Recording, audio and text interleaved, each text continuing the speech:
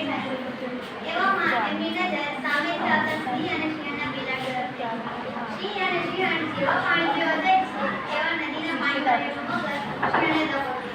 શિયાળ પોતાની જાન બચાવવા માટે ઘણા પ્રયત્નો કરે છે પરંતુ શિયાળની તો એક પણ ગાયો ખાવી નહીં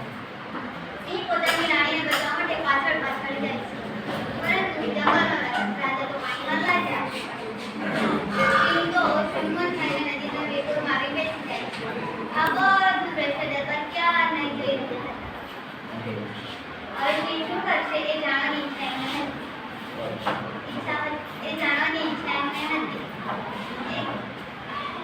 એમ બે ત્રણ દિવસ નીકળી ગયા સિંહ ડૂબતો તરસ્યો નદીની સામે મીઠ માંડીને એક દી પાણીઓ ફરી ખળભળાયું સિંહ સાવધાન થઈ દરબાર તો અત્યારે જીવી ગઈ દેખો સિંહને મગરનો ઝઘડો થાય છે સિંહની તાકાત મગર પર હુમલો કરે છે સિંહ પોતાની રાણીનો મોતનો બદલો લેવા માટે મગરને મારી નાખે સિંહ તો પૂરેપૂરો ડરેલો થઈ જાય સિંહ પૂરેપૂરો મગરને મારી નાખી નદીના વેગમાં બેસી જાય સિંહમાં પૂરી તાકાત હોતી નથી આ સિંહની બચાવી દરબાર સુરવીર હતા પ્રેમાળ હતા પશુ પ્રેમી હતા એમના અંતરમાં વર્ષો માટે માયા બંધાઈ ગઈ હતી સિંહને ઢળી પડતો જોઈ એમનું હૃદય દ્રવ્યું નદીની ઊંચી ઊંચી વેપાડો ઉતરીને સિંહ પાસે તેઓ ગયા સિંહના જવાબ સાફ કર્યા આમ તેમ કરીને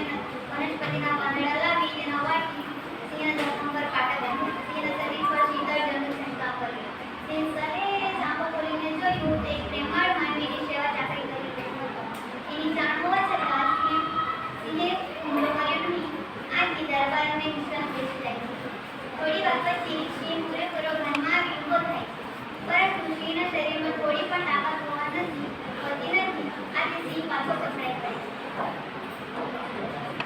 માત્રાવાળાની ઊભા પગે સેવા ચાકરીથી સિંહ એકદમ સાફ થઈ જાય પોતાની નવી જિંદગી બક્ષનાર ઉપકાર સિંહ કેમ ભૂલે